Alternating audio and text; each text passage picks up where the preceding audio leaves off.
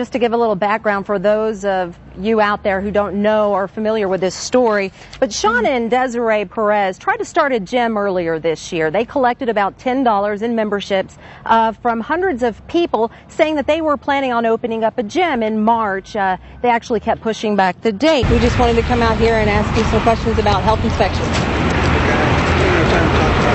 You don't have time? Roundtree asked us to leave his property and refused to answer our questions like why he's been a low performer so many times. I'll find something worthwhile. Murderers, killing, dope dealers. Well, we're working on that too, sir. But you serve the public every day. He tried to open a door that would lead him to the first floor, but it wouldn't open. Council tossed up some solutions today for what they called a looseness in policy at the Lubbock Animal Shelter. These two employees work in adoptions at the Lubbock Animal Shelter, but as of today, their jobs are on the line. People are just wanting to know what happened to their money. You got any explanations? 12 intersections were selected for Lubbock's red light camera program. These approaches were decided upon based on the number of total crashes over the past 3 years, the traffic volumes at each of those intersections, and the geographical layout of the city. But before the cameras went up, News Channel 11 went around town timing yellow lights. We found 8 that didn't meet the standard time, and the city discovered one of those lights had not been updated in 12 years. Traffic engineer Jerry Hart explained the timing of the lights were within national standard, and the Citizens Traffic Commission even approved the check. But now the company hired to install the cameras did a 1-month survey of those same 12 intersections. What did they find? After running the video at each of these locations, it was determined that there was not enough violations at several of them to warrant the installation of the camera equipment.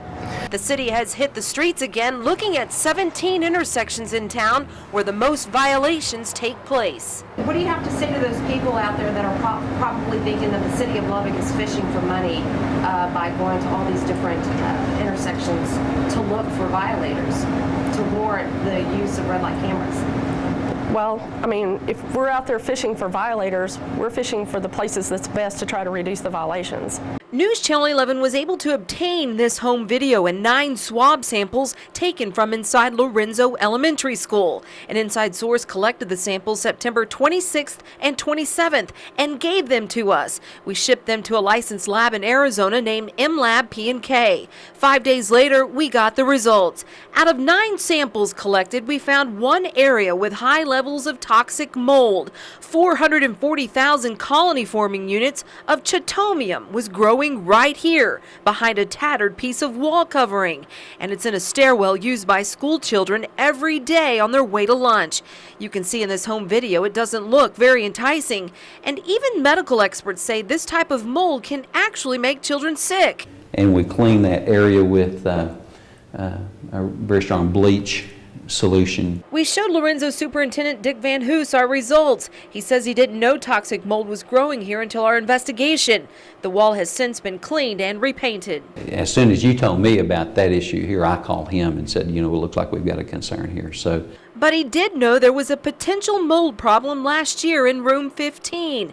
It's an area of the school that sits 3/4 underground and is 85 years old. We did do a lot of work on that room this summer and felt like that through the work that we did on it during the summer, it was ready to use at the start of the school year. Here's what room 15 looked like when this home video was shot in September. Our source tells us in-school suspension students were moved out of this room at the beginning of the school year after a parent complained about how bad it smelled in there. Take a look at what was growing underneath the wood paneling. It appears to be mold. The paneling was stripped off the wall just recently after the school got this report in October, just 13 days after we sent off our swab samples to be tested. They hired license specialists from Grimes and Associates of Wolford to collect air samples in and around room 15. The report says the air quality was a concern. Spore counts of Aspergillus and Penicillium were 22 times higher than what they should be. According to our information from MLab P&K, those types of molds can be toxic to humans. That room's sealed as our instructions from our consulting firm. What's causing the problem? The answer is water. Probably half of this room is underground, okay?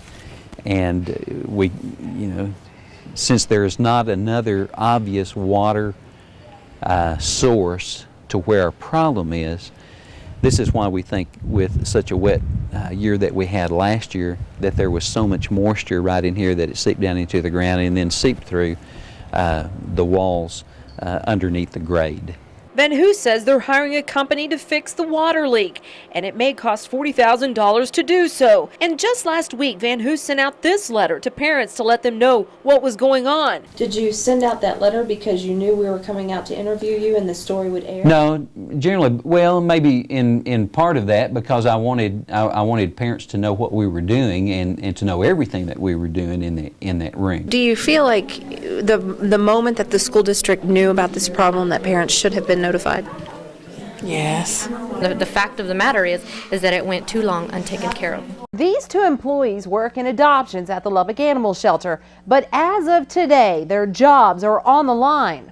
It was the phone call that could have saved a dog's life. You've reached City of Lubbock Adoptions for Pets. Priscilla Kiefer left a message on the answering machine asking to adopt a dog. But if you leave a message, I will get back to you as quick as I can. But she says the adoption coordinator never called her back. 2 days later, she called again. Kiefer says no one returned her phone calls and the dog was euthanized. Kiefer complained to the City of Lubbock and then called us to investigate. After we dug a little deeper, News Channel 11 discovered this employee, who we're not naming because of a city investigation, had 306 unchecked messages on her voicemail. Those messages date back to July, and 2 of which were from Kiefer, who made the phone calls last month. You've reached City of Lubbock Adoptions for Pets. 306 messages left, none returned. A city employee paid by your tax dollars blamed in a complaint filed by a citizen for not doing her job. As a result, a dog was killed and a family devastated. But does the buck stop there? Why did this happen? Who is responsible for this? Assistant City Manager Scott Snyder manages many departments at the City of Lubbock, one of them being Animal Services. He's also been the one asking City Council for millions of dollars of your money to build a new animal shelter. Why do you think taxpayers should give that money to the City of Lubbock if fundamental responsibilities like returning phone calls or answering the phone haven't been met?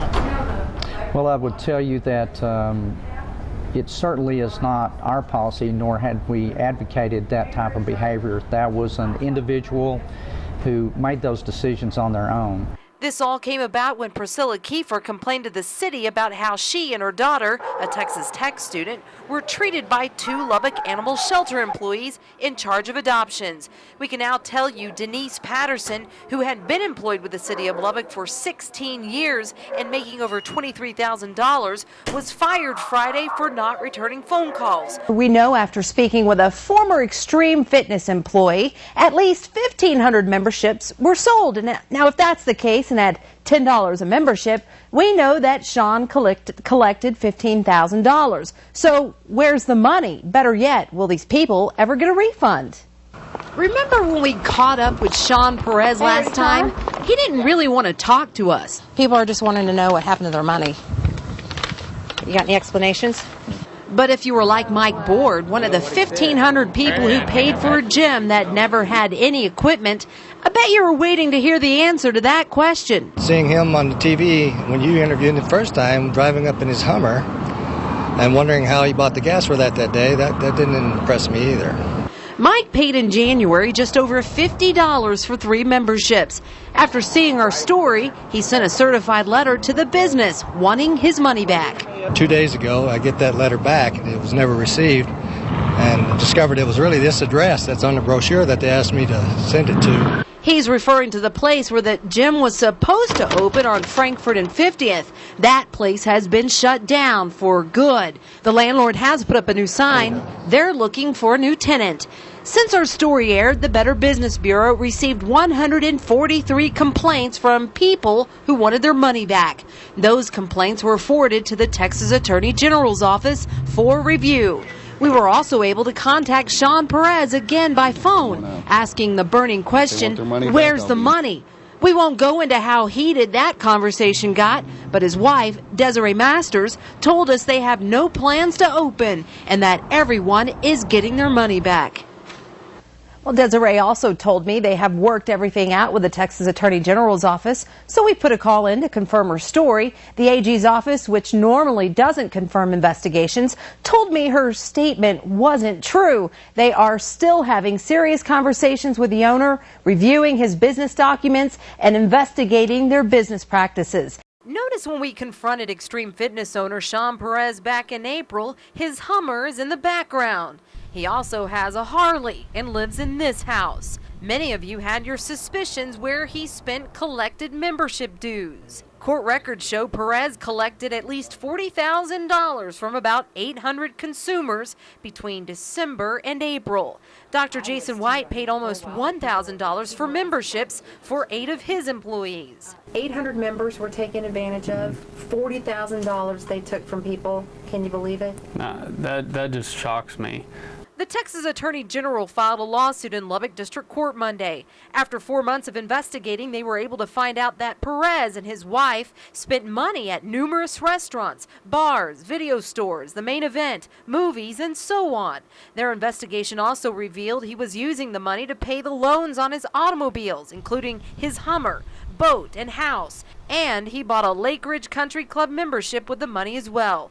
It goes on to say the Perez's repeatedly transferred money between their business to personal accounts, which can explain why the AG's office wanted their assets frozen. When they cashed a check in February, and then when we found out that nothing had been done and the locks had been changed, I knew right away that the money had definitely been taken and used for other things.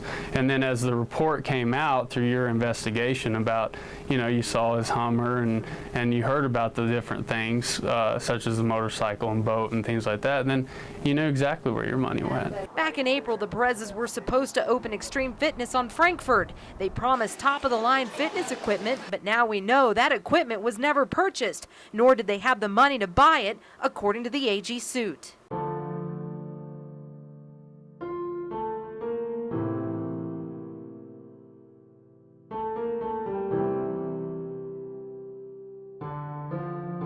I learned that our time here is temporary.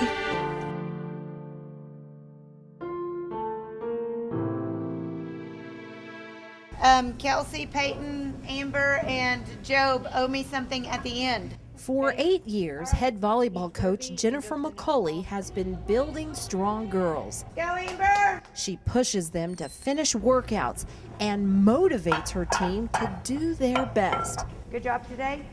We got lots of work to do. Tigers on 3. 1, 2, 3. Tigers! And that motivation, the very thing she's been teaching, is exactly what she clinged to for the last year in her own life. It was her test for some of the most grueling days of her life. It all started March of 2011. I got put in the hospital and I just wasn't feeling good, and I really was having a hard time breathing. At the time they were talking about adrenal fatigue. And so they kind of got me going again, but through that stint I had about 2 or 3, I had 3 times in the hospital. McCauley didn't return to the friendship courts or her sophomore English class after that. She was trying to figure out, with doctor visit after doctor visit, what could possibly be making her feel so horrible. My joints started aching, and then later I started feeling flu-like symptoms, tired all the time. McCauley slowly started losing weight, and her athletic ability dwindled away. Some of my ex-players would come visit me, and I used to run with them, and they would end up helping me walk around the house just to get some form of exercise. By July of 2011, McCauley flew out to California for treatments. She tested positive for Lyme disease, but she says the treatments weren't making her better, but worse. We had tried California, we had gone to New York. McCauley still grew weaker by August, and her faith was being tested. It seemed like everything we tried, or every doctor we tried to turn to, it was not helping. I was losing my hair. There was so many times where I was just so discouraged. I would wake up in the morning going, oh, okay, it didn't go away. Another day. Then these started to appear on her hands. Sores. Not just small ones, but large, painful sores on the palm of her hands. She thought it happened because she had to use her hands to get around, but it was actually a sign of death. Her circulatory system was so inflamed, it would have killed her by Christmas. We started aggressive treatments because we had to. Not only did she have Lyme disease, but this new discovery pointed to an autoimmune condition. Her body was essentially attacking itself in the form of 6 diseases. I was wheelchair bound. I couldn't even lift my arms up this high without excruciating pain. Your body attacks a certain thing, like your muscles, polymyositis, your skin, dermamyositis, lupus, scleroderma, rheumatoid arthritis. I mean, it was just so many things that my body just went crazy. Oh, hugs. I love you! Macaulay is feeling stronger these days. She was doing IV treatments of steroids and chemo to bring the swelling down in her body. She's been off chemo since last month and is back in the saddle again. See? Yay! Simple things like opening a jar are signs she's getting her strength back. And as she remembers her nightmare, she says she's thankful for the rays of light in her moment of darkness. Miss Robinson at Bennett,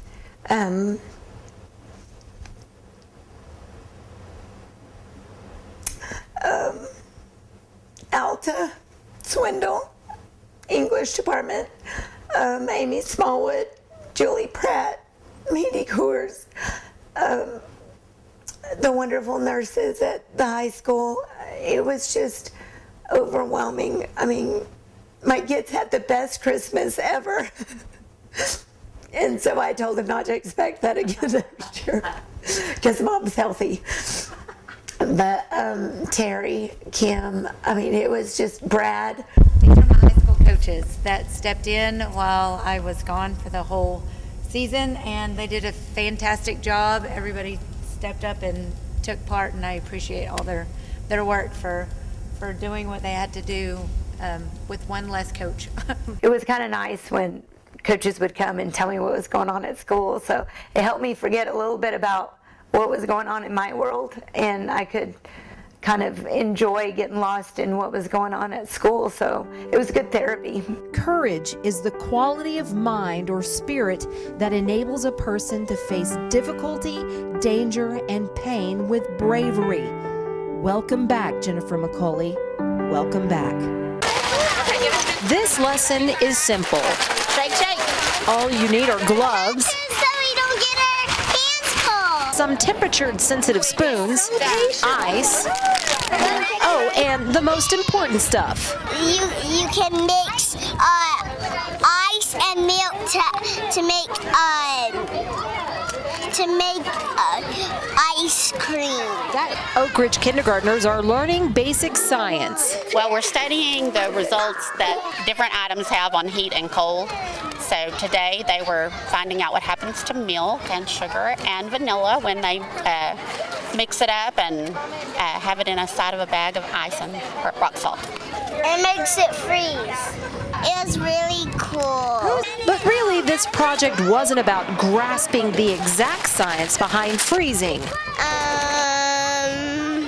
Maybe it was more about watching it all happen right before their eyes. I think it's a great experience for them to be able to actually get their hands on it and realize what is actually happening as the science is taking place. Michaela, yours is done. For FISD Tiger Zone. What was your favorite part? Shaking it up or eating it? Eating it. I'm Cecilia Jones.